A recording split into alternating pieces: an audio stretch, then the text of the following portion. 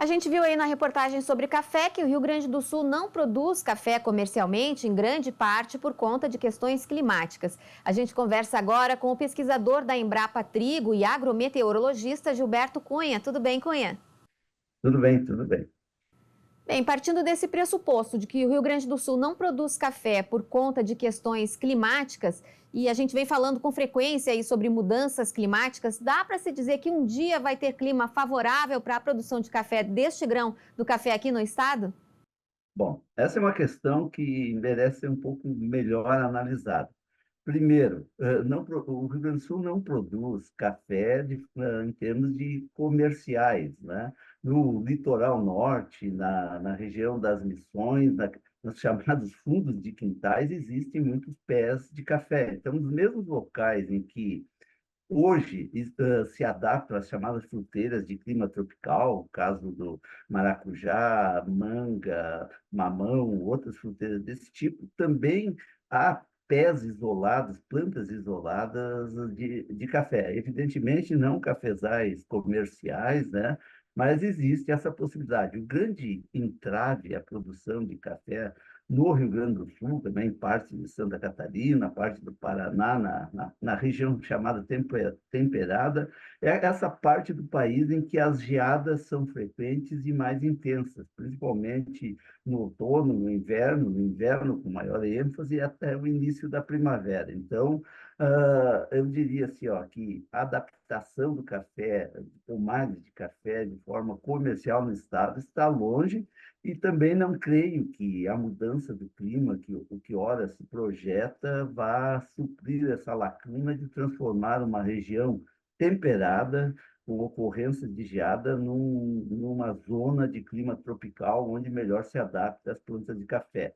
Principalmente porque a mudança do clima, apesar de se confundir com o aquecimento global, com elevação de temperaturas, ela não elimina a chamada variabilidade do clima. E dentro dessa variabilidade do clima, nós temos presente que, independentemente de elevação das temperaturas médias, há dias em que as temperaturas extremas caem abaixo de 0 graus Celsius e bem abaixo, e essas plantas mais adaptadas às condições tropicais acabam nessa condição morrendo. Por isso, seria um risco, eu diria, pelo menos nas próximas décadas, nos próximos anos, num curto e médio prazo, eu ainda não olharia para a produção de café no sistema natural, agora com proteção artificial, esses cafés em algumas áreas que hoje já têm características tropicais, e não é de hoje, né? Em que as fruteiras tropicais se adaptam à possibilidade. Agora, isso configura uma exploração, uma potencialidade de uma exploração comercial de café. Eu diria que o Rio Grande do Sul tem muito mais, tem outras alternativas de produção além do café, porque seria um cultivo, pelo menos com a tecnologia que se tem hoje, com as características do clima, com as medidas de proteção, um sistema de produção de altos riscos e que se configurariam especialmente naquelas áreas, como já falei antes, em que as chamadas fruteiras de clima tropical hoje têm certa adaptação. Bem, você está aí na Embrapa Trigo e a gente percebe que a produção do trigo está tendo muitos altos e baixos por conta do clima. Como é que as mudanças climáticas estão sendo tratadas pela pesquisa, especialmente aí na sua unidade? Bom, o tema da mudança do clima, ele permeia a pesquisa, eu diria, em escala global, né? No Brasil, em particular no sul do Brasil, os fortes indícios que se tem hoje das mudanças do clima que estão sendo assinaladas o primeiro deles, que é comum a boa parte do mundo, elevação de temperatura, aquecimento global. Por um lado, e por outro também a nossa condição climática está ficando mais úmida, de maior umidade. Então, essas duas condições, temperaturas mais elevadas, a tendência, que já é uma realidade, nem é mais tendência, e também de maior umidade, cria um ambiente para alguns cultivos mais inóspitos. E, nesse caso, né, a busca hoje é muito centrada na questão sanitária, né, de produção de cultivares que têm uma maior tolerância, resistência, principalmente as chamadas doenças de espiga no sul do Brasil, que são devastadoras, como é o caso da giberela, que não só pela produção que afeta, mas a qualidade dos grãos. E nos últimos anos também nós tivemos uma nova ameaça que até então tinha estado restrita à região tropical, ao norte do Paraná, São Paulo, Minas, Goiás. Então, Mato Grosso do Sul, essa era uma região em que uma doença muito séria do trigo, né, chamada Blue Zone, né, que também afeta as espigas, afeta a planta, mas particularmente as espigas. No ano passado, em 2023, quando tivemos um inverno bastante quente, uma condição de umidade elevada, no ano de El Niño, acabou sendo um fator aí que afetou negativamente muitas lavouras e causou muita frustração. Então, hoje a preocupação do melhoramento genético e do manejo das culturas, no caso de todos os cultivos, mas dos cereais de inverno, do trigo em particular, é essa preocupação com a construção de cultivares com maior tolerância ou resistência, particularmente as chamadas doenças de espiga, que comprometem produtividade e qualidade. E a pesquisa trabalha não só nessa adaptação, né, Cunha, mas também na qualidade dos atributos dos vegetais.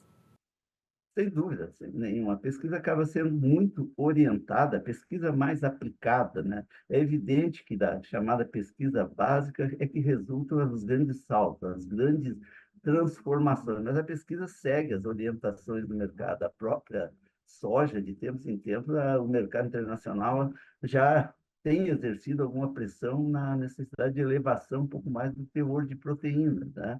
O próprio trigo, que o Rio Grande do Sul, nos últimos anos, se configurou como um exportador, né? Os padrões dos grãos para exportação estão muito centrados em teor de proteína. Já houve, principalmente em 2022, quando tivemos uma produtividade muito elevada, né? Muitos contratos de exportação acabaram tendo algum tipo de penalidade por não poderem atender o requisito do nível de proteína exigido. Então, são todas essas as grandes questões. E um olhar que eu diria, quando nós falamos em mudança de clima, é não só ter essa visão mais catastrofista, né, de que as coisas não serão só negativismo. Eu acho que, por outro lado, né, a mudança do clima, sim, é uma ameaça real, ela está presente, né, não nos serve nem negacionismo, nem catastrofismo.